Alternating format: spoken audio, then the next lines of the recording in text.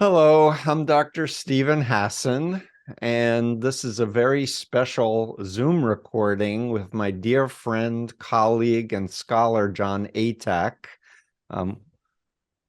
author of a very important book, Opening Our Minds, Avoiding Abusive Relationships in Authoritarian Groups, must-read book.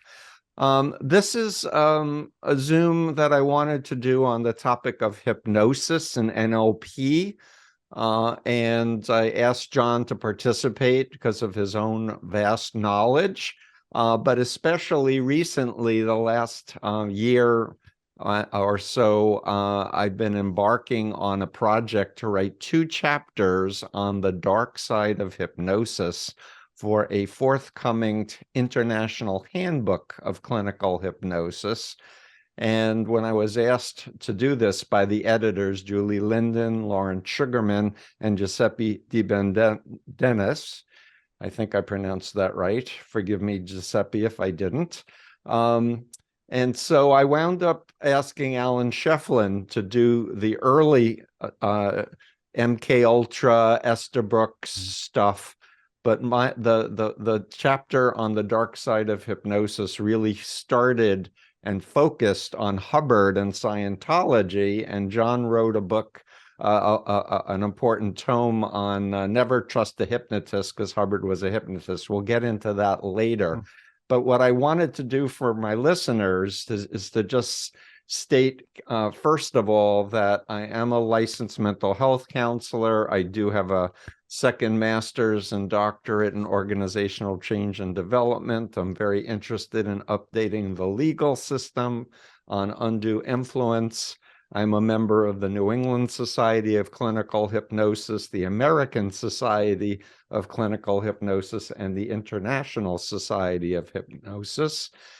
And I want to just quickly go back and say I got interested in this weird subject matter due to my own involvement with the Moonies cult. If you don't know my backstory, 19, in for 2.5 years, nearly died, deprogrammed, and started learning about psychology of persuasion and influence and thought reform and brainwashing and mind control, and read all the literature I could find. This was 1976 when I got out of the Moonies.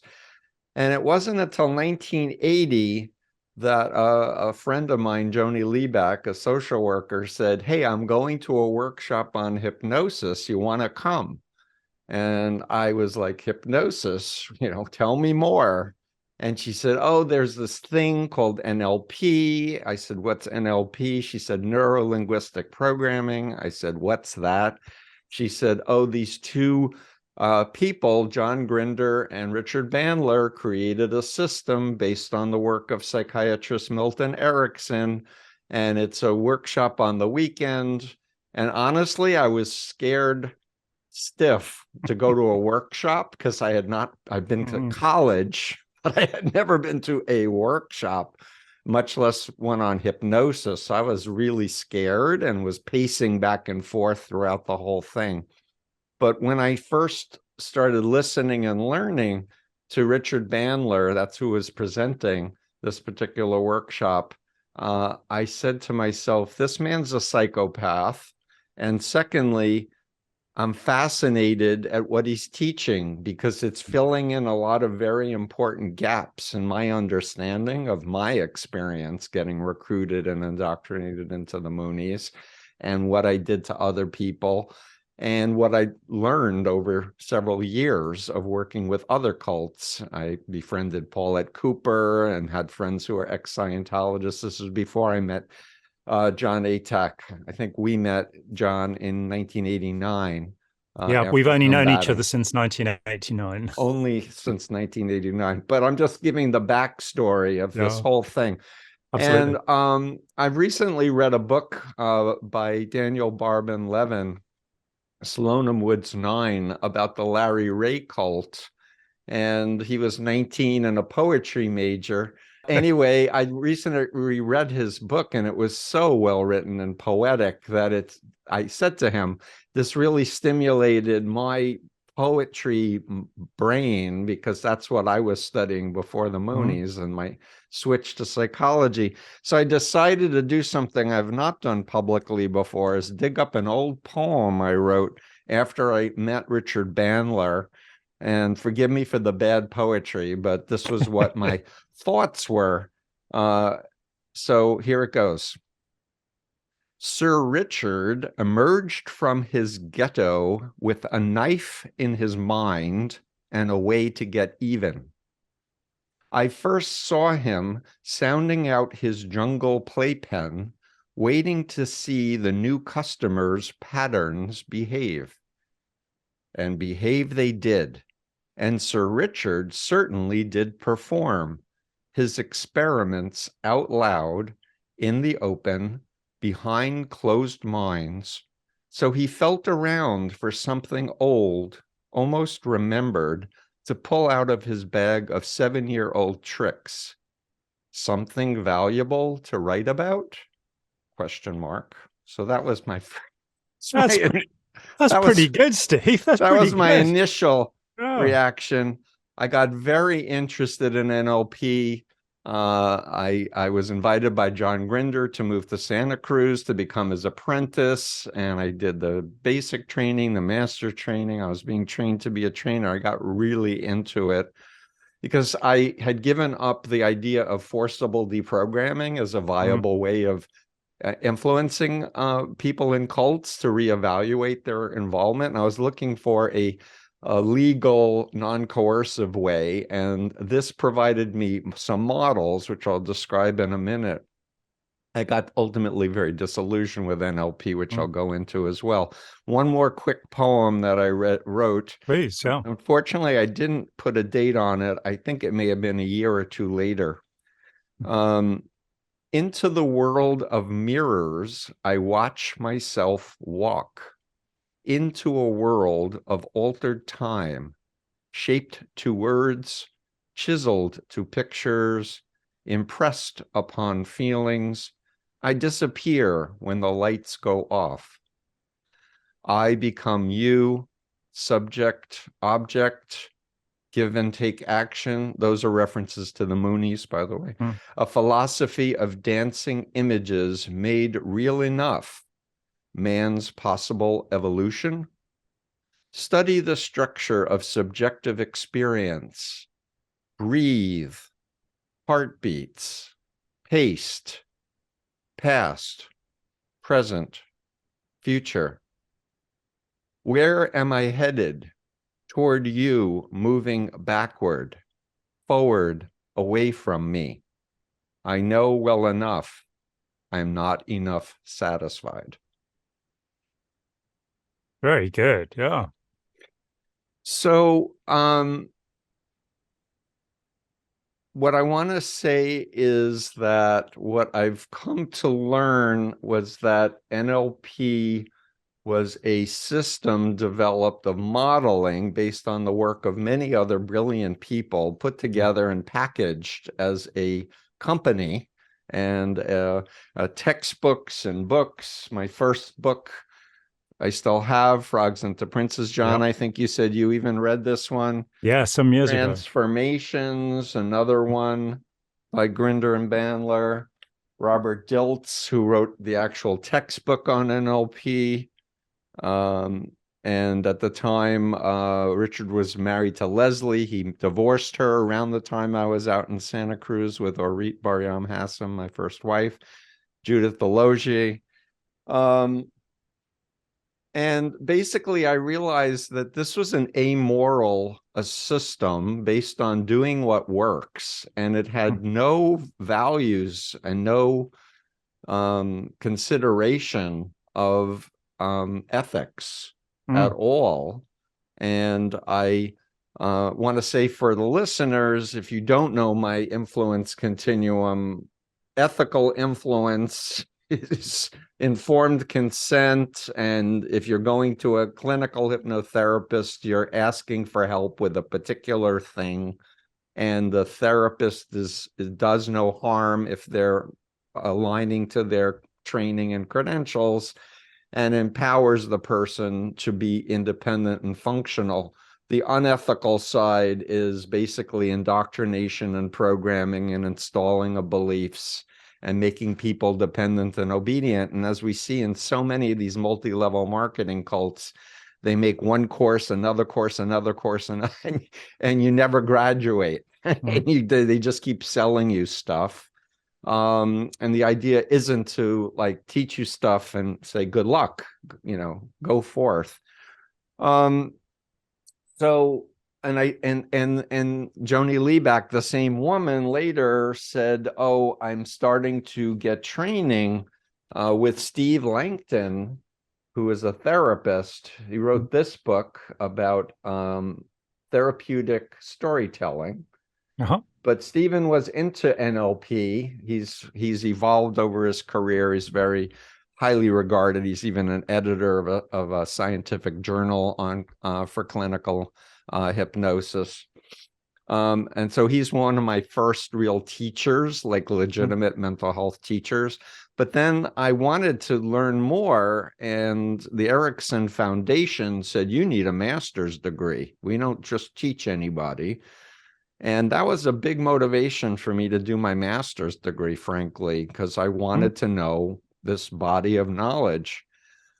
So I got my master's in 85, went to many, many workshops and conferences with Jeff Zeig, and I met so many amazing people there. And I've just been learning basically for 40 years about the whole topic of hypnosis, what it is, what it isn't.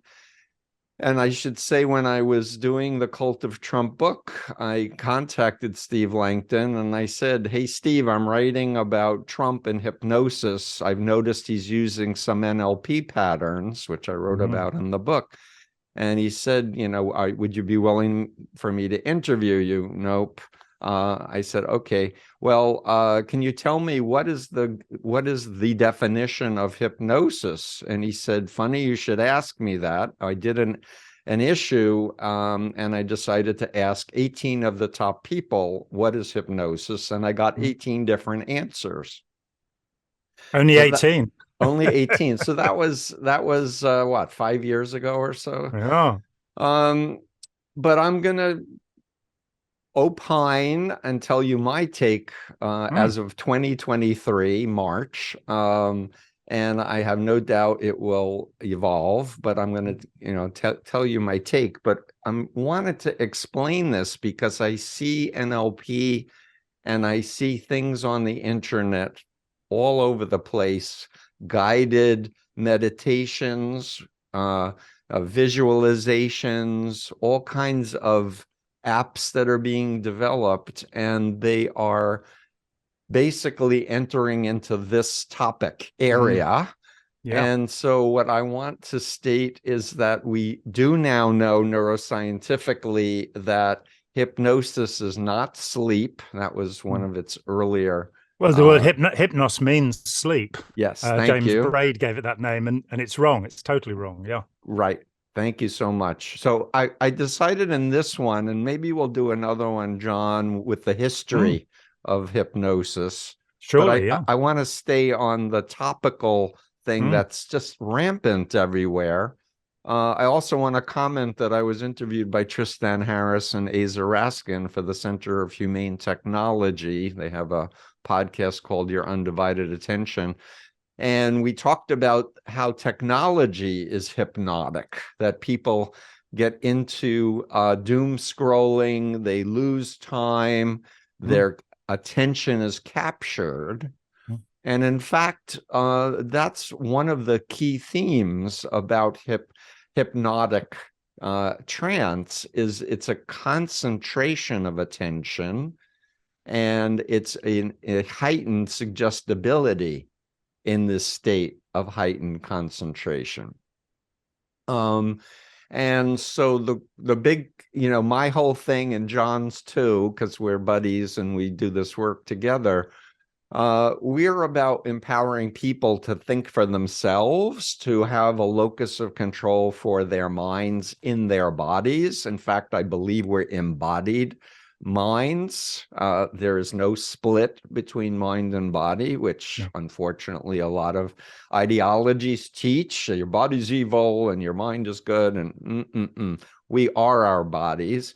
And if you think about one of the most popular books selling is that Your Body Keeps the Score by Bessel van der Kolk, who's a colleague and trauma expert. It keeps selling because people are realizing I am my body.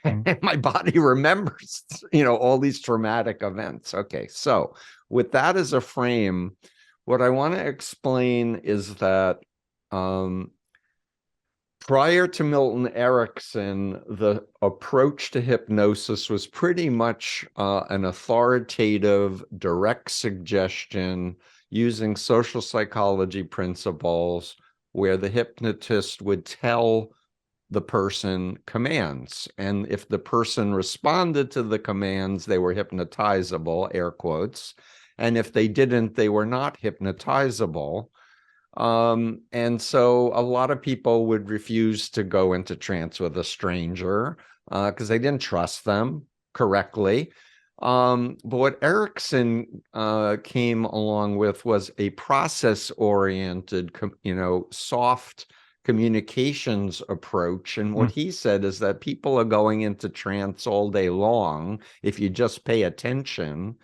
And instead of being like present in the here and now in your body with your frontal cortex thinking and analyzing things, if you go back into a past memory, if you fantasize into the future, you're no longer in the here and now in your body. And both are very valuable things, right? Yep, but very useful, the idea is we want to be in charge of our own mind and body. And I would argue at this point, and John, I'm interested in your comments, is that we not only have a system one part of our mind, this is Daniel Kahneman and Amos Tversky's work, Thinking Fast and Slow.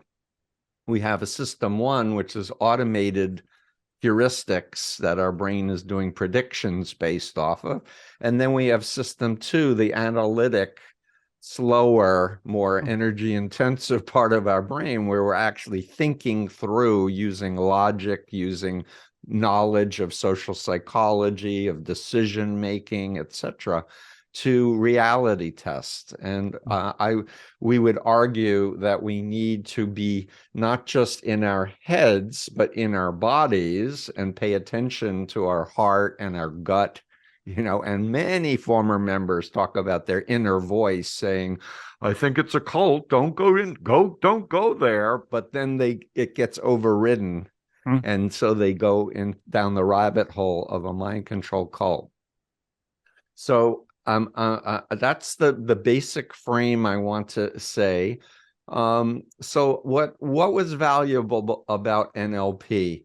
So for me, if someone is an ethical therapist and they've learned NLP techniques, then they'll be teaching you the techniques, not just doing the techniques on you. And this is a major feature of my entire practice. I don't do anything to people that they're not consciously aware of, and I use a primary psychoeducational approach. So when people think about my work deprogramming or exit counseling or just helping people to reintegrate, I'm teaching people how to control their own minds.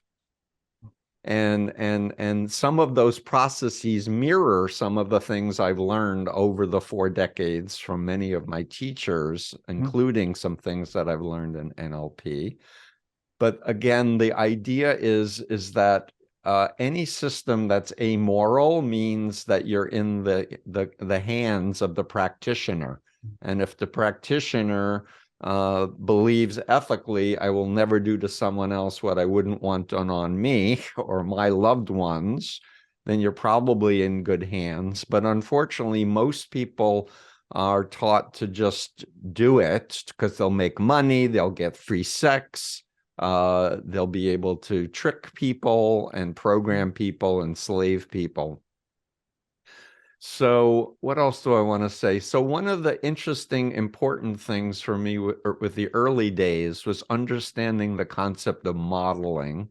Yeah. And if anything, Jon, it's probably the single most important thing I've learned in my life, because it's a framework for learning, basically. What's a model of excellence? What's a model of mediocrity or dysfunction?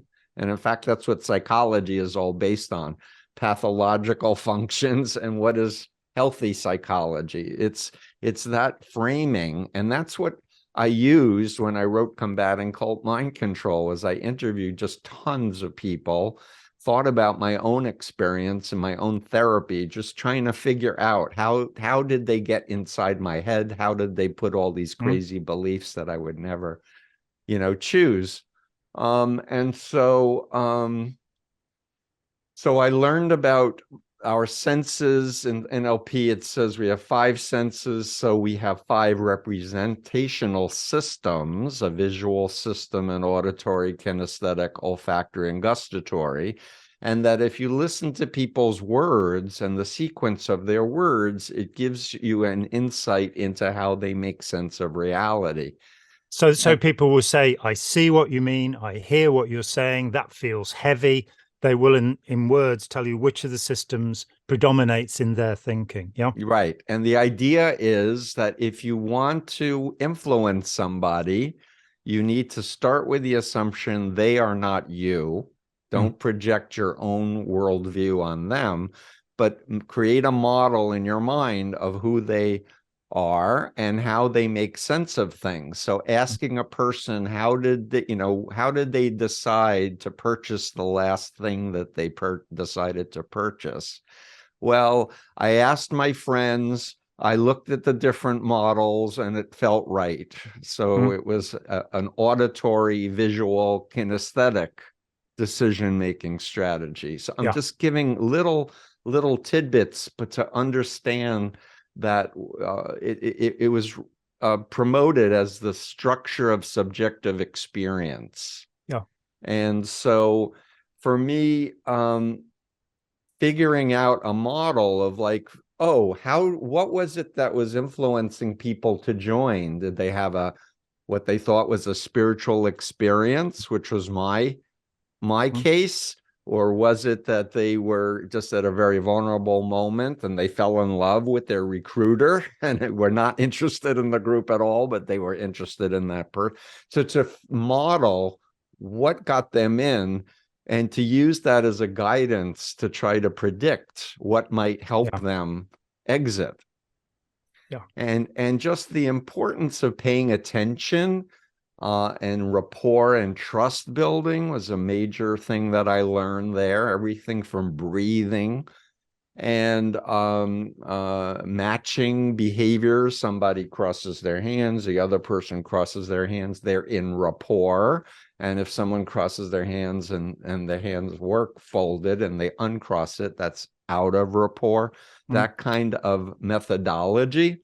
I should also add that Tony Robbins learned NLP and made a deal reportedly with Bandler and Grinder to not mention NLP, and he's made millions and millions of dollars, And influenced exploited a huge amount of people. US presidents, CEOs paid him huge amounts of money, probably still do. And I have heard from former trainers of his who've read Combating Cult Mind Control, etc., that they really felt like this was not a healthy involvement. It is not.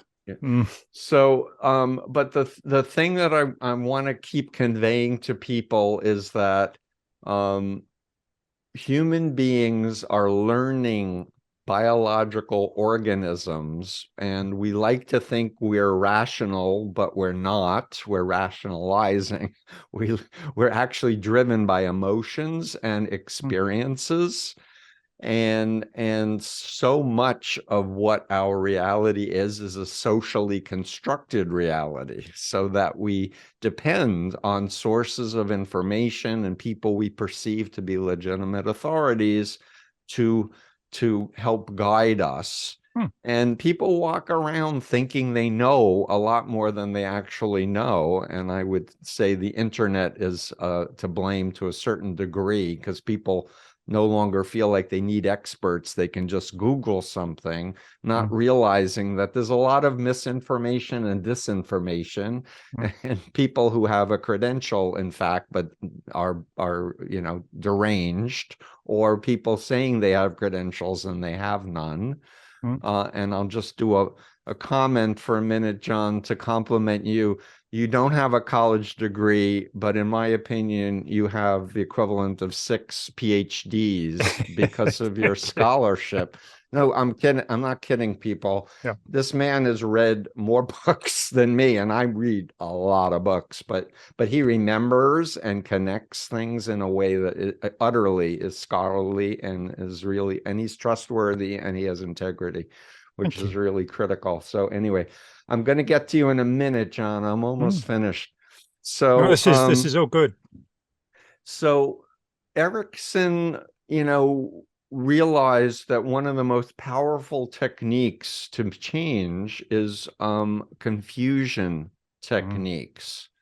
And how do you confuse somebody? Well, you say something congruently, like you believe it, but it's total nonsense.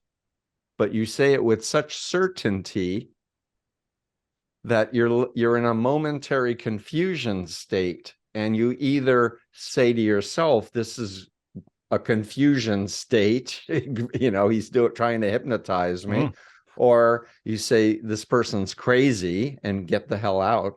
If you choose to stay, and one confusion thing after another confusion thing after another confusion thing, at a certain point you get overloaded. And then if you get into a behavior control, information, thought, and emotional control, the bite model feature, where you're not sleeping properly and they're controlling people in your environment and information in your environment and installing phobias, then you get to the dissociative disorder part of occult identity. So there's much more I can say about NLP, but I really want people to become educated consumers. And I really want people to pay attention where they invest their time and their money and who they associate with, to reality test whether or not these people have your best interest at heart, versus you taking responsibility for your life and saying, you know what, life is precious. And yes, I may have stayed in this group for 5 years, but what's it going to be like in another 5 years or another 10 years or 20 years? And what am I missing out if I continue in this box that I'm currently in? What else do I want to say? Hypnosis. I relied on hypnosis personally when I had a lymphoma 16 years ago. I hired a clinical hypnotherapist during my treatment. I had chemotherapy, I had surgery, chemotherapy, and radiation therapy. But one of the features when you're getting treated for cancer is you're anxious, you're fearful, you're not sleeping properly. And I hired Max Shapiro to do weekly sessions, record them, and I could put them on a little iPod and listen to them if I woke up in the middle of the night, and it would put me back to sleep. And it was very relaxing, soothing, empowering me to know that this is just a period of time of treatment, to accept the treatment, to know that I'm going to get healthier, to visualize my future self healthy, and knock on wood, it's been 16 years and I'm doing great. And so I'm going to tell a quick story and move on. Absolutely. I was getting a biopsy. I had a golf ball in my armpit, which is how it was diagnosed. And Max did a session that I listened to as I was being wheeled in to the procedure. And he said things like, it's going to go very fast, minimal blood loss. The recovery is going to be extraordinary. Everyone's going to be amazed at just how fast you recover. So I have the surgical procedures, a slice in my arm, etc. My doctor says, go to the physical therapist. A few weeks later, I reported to the physical therapist. She said, raise your arm. And I went like this. She said, no, no, no, the other arm. And I went like that. And she said, what? She said, which arm did you have the surgery on? I said, this one. She said, really? She said, can you do this? Can you do this? Can you do this? Mm. You don't need physical therapy. And it Mm. was, so I'm just giving an example of the power of the mind. And I wanted his help and I needed his help, but it helped align me in a, not in an adversarial way with my body, but a cooperative way with my body. I understood I needed sleep to help my immune system beat the cancer, etc. So hypnotherapy is a vastly underused resource, especially in the area of chronic pain. The pharmaceutical industry does not want people to know about this technique that one can use on oneself to dial down pain. It's really an amazing body of knowledge and research, and a shout out to Lawrence Sugarman, who has a book, and I did a blog interview with Lawrence Sugarman, pediatrician, expert in autism, who wrote a textbook on doing hypnotherapy with children and adolescents, being a pediatrician. And he's written a very, very important book on the future of hypnotic techniques. So having said all of that, I want to come to the chapter which we started with, and my decision to use Hubbard. And I'll say, before I met you, Jon, I think it was Vaughn Young and Stacy Young at the time, and the Lisa McPherson Trust, and Jesse Prince, and I was down in Florida, and Vaughn was telling me about TRL, and I said, TRL, what's that? Oh, it's a training routine. I said, well, what's the L? Oh, it's for lying. Oh, can you please demonstrate a TR? And that opened the door for me to understand the communications course and the training routines. And I watched, and then they did a video. Jesse and Stacy did an actual video demoing some of these things. And I'm like, this is hypnosis. And they're like, it is? And, no, Hubbard said we're dehypnotizing people. I'm like, no, trust me, this is hypnosis. I've been trained in for a bunch of years in this. So that opened the door to Hubbard and hypnosis. And later, when I met you, Jon, my learning exponentially increased. And I'll just jump ahead and say you did this amazing conference in Canada called Getting Clear, was it? Getting Clear of Scientology, 2015. Getting Clear. And you had me up on the stage with you, and I think it was Christian Szurko, therapist in the UK, and was it Chris Shelton? It was Chris Shelton's third public appearance, yes. So they pretended to be the Scientologist and the person getting trained, and I meta-commented, and you meta-commented, and people should really watch this. It's available on my channel free of charge. So Jon Atack has a YouTube channel, and you should definitely check out Jon's YouTube channel. We'll put this up on his channel as well. So, but the whole idea is, close your eyes, put your feet on the floor, put your hands in your lap, and just be there until the Scientologist says you pass. And there's no way you can not go into an altered state, or as Jon said, there are no altered states. But for me, in that moment, from being consciously awake to closing your eyes and being there, there's a shift, is maybe a better way of saying it. Well, it's just to say that there cannot be grammatically such a thing as an altered state. There are different states. Right. You move between them. And the idea that there's an altered state presupposes that there's a proper state to be in.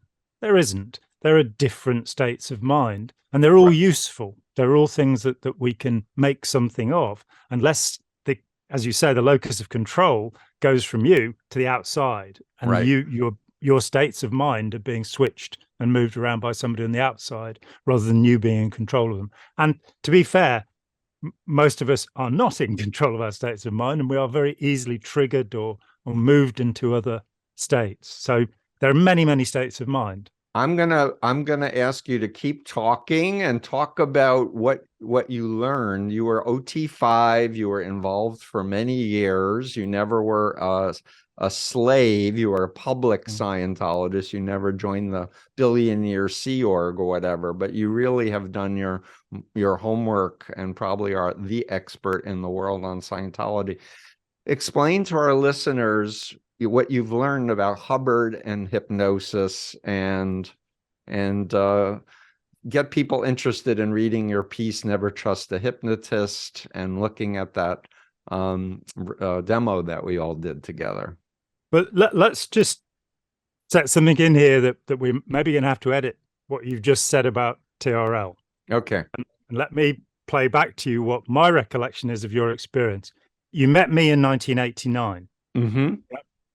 Vaughan and Stacey Young didn't go public until 1993. Okay. So as far as I recollect, the first time you saw TRs demonstrated was by Jerry and Hannah Whitfield in 1990. And at that point, and we were in touch, you said to me that Training Routine Zero is the most overt use of hypnosis by any cult that you'd seen up to that point. And so I believe I don't want to edit it because this is a good demonstration. Memory's not perfect, and you have a better memory on this than me, and that makes sense because the first ex-Scientologist I remember doing a case with was Hannah and Jerry Whitfield, so that makes sense to me. I think that's very courageous of you. I too do this thing where if I make a mistake in a video, I keep it in, and people inevitably get into the comments.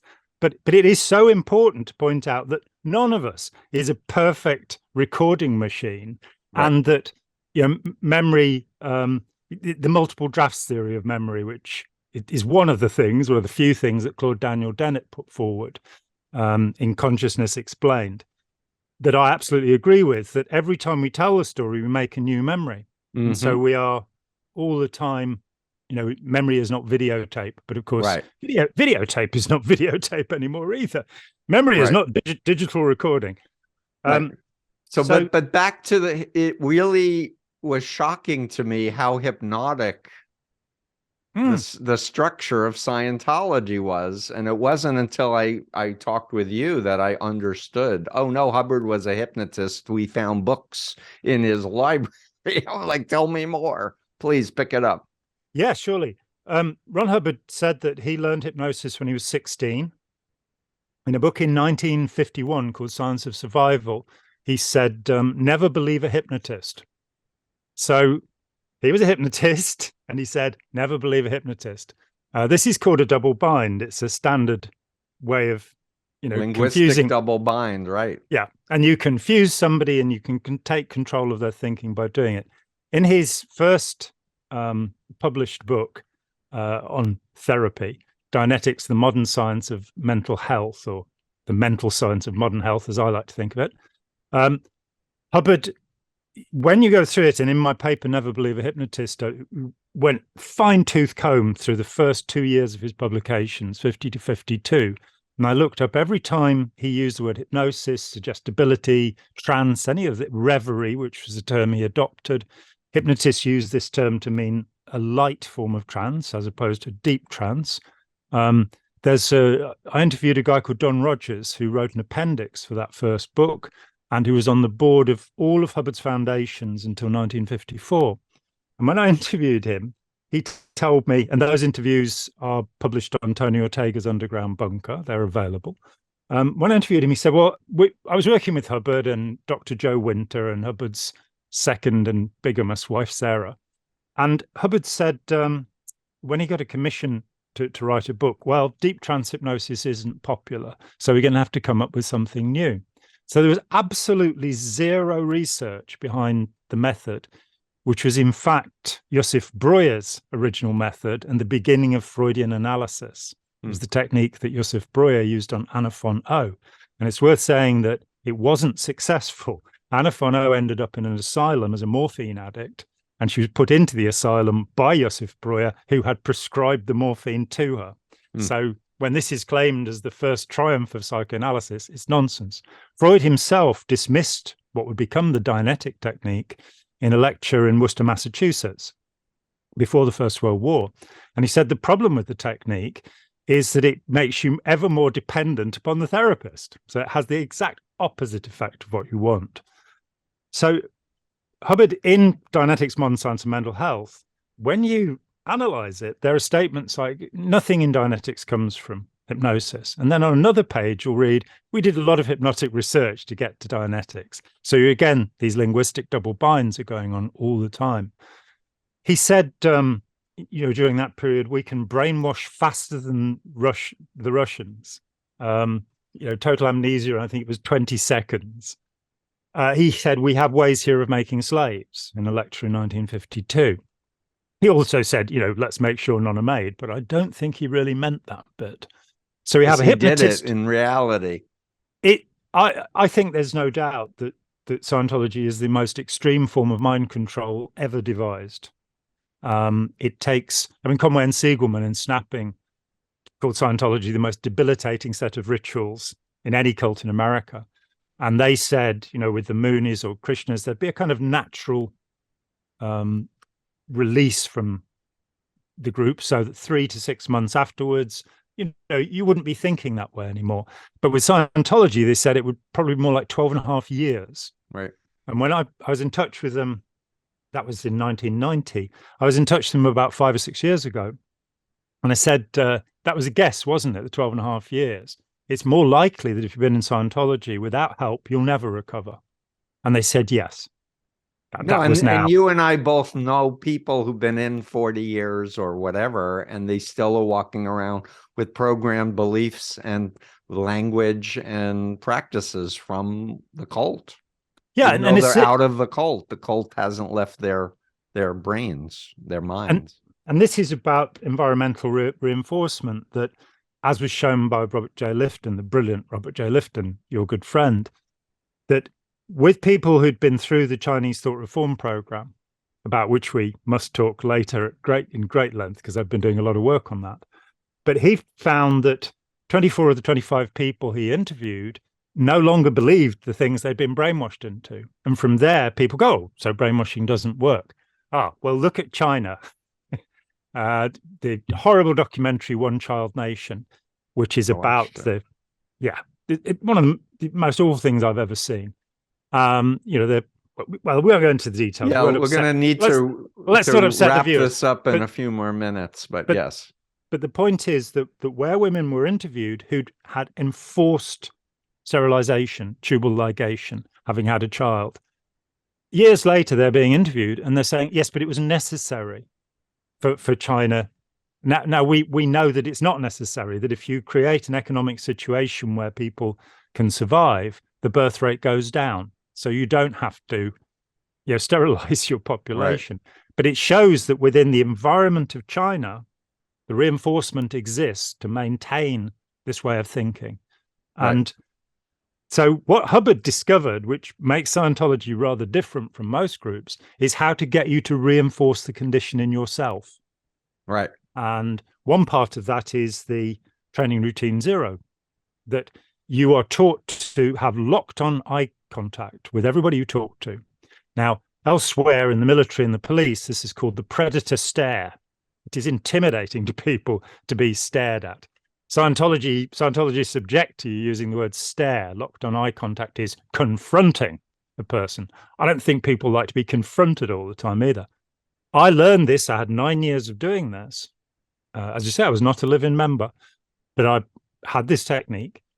And it took me 6 months after I left to stop doing it. And the amazing thing for me was realizing that I now observed so much more than I had done when I was having to keep this locked on eye contact. That is the first way that reinforcement works.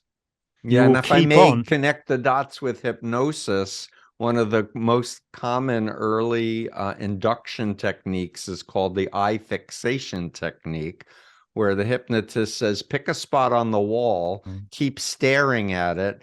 Don't let your eyes deviate. Just keep focusing in more and more and more. And that, I think our eyes are created to scan, not to stare. But in the case of Scientologists, you're opposite a cult member who already has a pseudo identity, hypnotically programmed identity, and you're staring into each other's eyes, and you're not supposed to react. You're just supposed to stare. And then that becomes your normal everyday way of being. So eventually when you've done the drill, and you're meant to do the drill for some hours the first time you do it. Yep. I did it every day for the first 9 months I was involved. And so it was just natural to me. And when you treat with Scientologists, they're doing that. So that's part of the way that it stays in. Another part is, as you say, the language will often remain. Right. And Scientology has the most elaborate loaded language of any group. You have 2 600-page dictionaries of Hubbard's words. And so people start to think within the concepts of that language, and they may actually prune off the language, but they'll still retain the concepts, and those concepts will guide the way they behave, because our beliefs dictate how we behave. And so they won't really examine the concepts. So the idea, for example, of what in Scientology is called the overt motivator sequence, where an overt is something you do wrong, a motivator is your justification for having done it wrong, something was done to you. He did it first, that kind of thing. Now the overt motivator sequence will become karma. And rather than studying Hindu or Buddhist texts on karma, they'll just keep believing it. They will believe in the past lives, an expression that Hubbard borrowed, as with much else, from Aleister Crowley. And they won't realize that to a Hindu or a Buddhist, past lives is a bad thing. The idea of reincarnation is you're on the wheel of suffering for the Buddhists, and you're trying to escape from this to, become part of Paramatman if you're a Hindu, part of the Great Soul. So Scientology is pointed the other direction, and people keep believing these things without applying thought to them, which is the important part of how to break the enchantment, that you become capable of questioning and capable of saying, well, actually, this thing that Hubbard said is nonsense. It's not true. So if I may just add for our listeners, I believe the term is study tech. You talked study about technology, the two dictionaries. So my understanding is if you get confused or don't agree with something you're being reading or something being done to you in Scientology, it means you've passed a word you don't understand. So you have to look it up. And that's, again, you're indoctrinating yourself with his words and his thoughts that are black and white, all or nothing, good versus evil, us versus them, in the strict, and he's source with a capital S. So there's no one who knows more than the pathological liar, bigamist, cult leader, Ron Hubbard. Yeah. So I just wanted to explain, you are absolutely right. And you and I keep meeting former members, and they're using the words of Scientology and the concepts. And that's still, yeah. I mean, we've both talked with Aaron Smith-Levin, who I think is great. I really like Aaron a great deal. And, he's a great personality. But I was quite shocked when I talked with him, and the video is up on my channel, because when I asked him about recovery, he didn't know what I was talking about. And then he said that he thought there were good ideas in Scientology. And I sort of said, well, could you name one of them? And he said, yes, the ARC triangle, affinity, reality, communication, equal understanding. If you raise any aspect of them, so you communicate more, you'll have more affinity. And so I said, but shouting at somebody, shooting somebody, these are forms of communication that won't raise affinity. It's such an easy construction to pull apart. But it was interesting that he was actually saying, he wants to share these ideas with other people. He just doesn't want to use the words that Hubbard used. So undercutting it and saying, actually, Hubbard's ideas are, for the most part, nonsensical. And where they're not nonsensical, they're plagiarized, which I wrote Great a paper point. Yeah, he stole a lot. Listen, I know that we can talk for days. I certainly can listen to you for days Likewise. with your scholarship. But I want to just ask you to just summarize for our listeners the connection now. You've been helping people get out for decades about hypnosis and NLP. Just give us your take on what I said earlier and where you're at. And if you disagree with anything, please share. Yeah, well, I read Frogs into Princes. I left Scientology in '83. I read Frogs into Princes in '84. And it was one of the books that showed me that I'd been taught a very elaborate system of hypnosis. And you and I, our paths have been very different, because I sort of went, I want to understand hypnosis so that I don't do it. And the point where we meet is saying we want people to understand what it is so that they can have control over their own states of mind, right, rather than being manipulated from the outside. And your approach, in fact, I think it was combating mind control I first got the idea from. Your approach is process counseling, so that you understand what processes the person has been put through and you help to bring them back out of those processes. My approach has always been information, but I understand that you first of all have to establish a rapport with the person, but I don't do that by pacing their breathing or their gestures or any of that. Nor I. No, it's something we've gone past. I did 40 years ago. Yeah. I was first being trained in it, but I just am naturally being me. Exactly. And I think that being authentic with people, being absolutely genuine in who you are with them, and also being constantly empathetic in a counseling situation, not necessarily behaving as a therapist in all of your life. Oh, definitely not. But when you're dealing with somebody who has a terrible problem and you're trying to help them, and that particular problem is that they've been enchanted and trapped into a system, which has the states of mind here become very important, because in hypnotherapy, in whatever its form, even if it's Scientology, the aim of Scientology in almost all of its procedures, and there are more than 2,000 procedures in Scientology, is to bring about a state of very good indicators. That's what Hubbard calls it, redefining everything as he goes. The rest of us call that euphoria. Hey, I feel great. That is a point where your rationality diminishes. When we get high, we are not, calculation is cool, analysis is cool. So the idea is to excite you to a point where you go, I want this experience again. Mm-hmm. And so in Scientology and many other groups, you have people chasing after, like junkies, talking with people who've been in transcendental meditation, who spent 12 hours a day meditating because of the bliss state. They abandoned their kids. They didn't do their job. They didn't put food on the table, but they were blissed out. And so you have that thing of wanting that state of consciousness, which is very useful to us some of the time. Mm-hmm.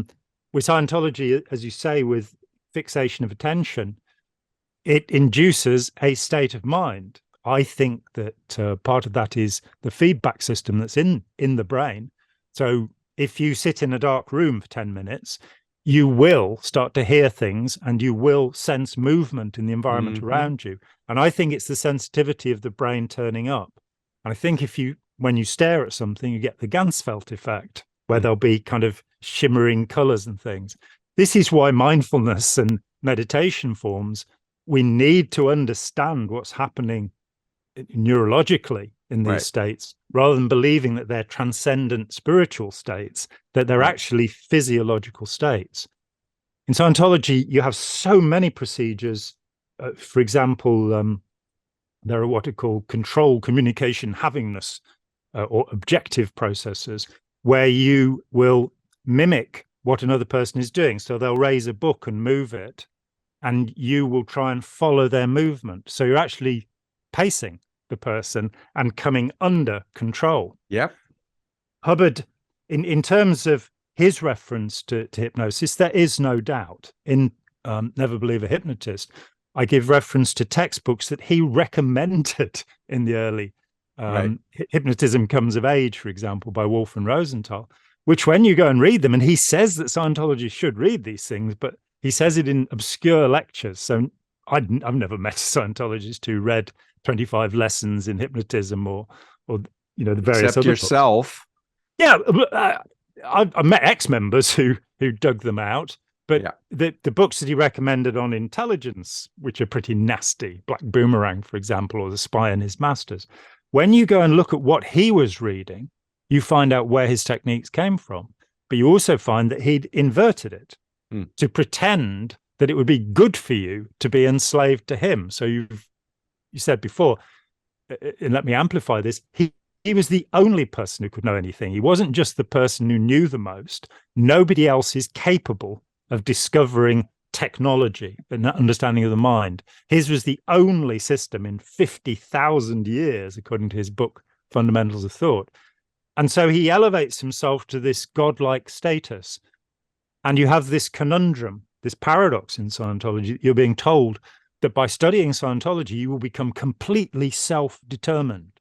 And you'll become completely self-determined when you agree with everything that Hubbard says, which is impossible because he contradicts himself all over the place. Yeah. So, you've got this trap set up. Yeah. So we're going to need to wrap up, but I just need to play devil's advocate and fun with you and say that, no, my former cult leader was the greatest man in human history, 10 times greater than Jesus or Buddha or Muhammad or anybody. He was a true father. He was sinless, and he was true father, and he knew he could look at you and know everything about 10 generations of your ancestors and in the future and all kinds of other crap. So that just needed to add in. He was also, as a sinless man, convicted of rape, of course, and managed I don't to know buy that he the was charges convicted, but he certainly raped a lot of women, had children out of wedlock, and there's so much more to say. Listen, so we're just going to wrap up and say, it's your mind. You should control it. The locus of control should be in you. You need to exercise your critical reality testing thinking. You need to look at legitimate, credible experts and sources, but never trust them blindly. Ask questions. As legitimate experts will say, I don't know, or I don't remember, or I made a mistake. Forgive me, and I made a mistake, Jon, and thank you very much for pointing it out. Real friends will say that to you and not just, skirt around things. Check out Jon Atack's book, Opening Our Minds. Check out his channel. And we have a lot of work to do to help raise civilizations around the world from authoritarian mind control, because that's what seems to be happening. And people are walking around in confusion and disorientation and anxiety and stress. And the leadership do not understand these. What is a psyop? What is information warfare? How do we protect our citizens? How can we agree in a way that's going to ensure planetary survival? And I think very strongly, after decades of thinking about this problem, we are not going to resolve our environmental problems as long as we keep fighting wars. And those wars are both on the ground, like the one in Ukraine at the moment, but also in the mind. And the only way to overcome that mindset is by helping people to think for themselves. And that means overcoming the authoritarian barriers in their own mind, where they're saying, well, I'll believe in him because I don't know what to do. And on the other hand, I have a sense of certainty. I have feelings of certainty, confusing evidence with what you want to believe. And the other thing which we touched on is any system that is not allied with an ethical code. Mindfulness, for example, Daniel Goleman has recently reiterated what Jon Kabat-Zinn said. You can just, by meditating, you will achieve compassion. The Japanese military meditated every day. So Yep, you have to we're have an going to need ethical to code. go. Afraid I have another commitment. Thank you so much. You're the Thank man. you. And we'll be in touch soon. Always Thanks. great. Okay, Cheers, Steve. bye. Hi, Jon here. Thanks for watching. We'd appreciate it very much if you would click like, as well as subscribe, and click the bell for notifications. Every dollar helps, and we welcome new patrons on Patreon, or you can make a one-off payment with any currency through PayPal. Thanks so much.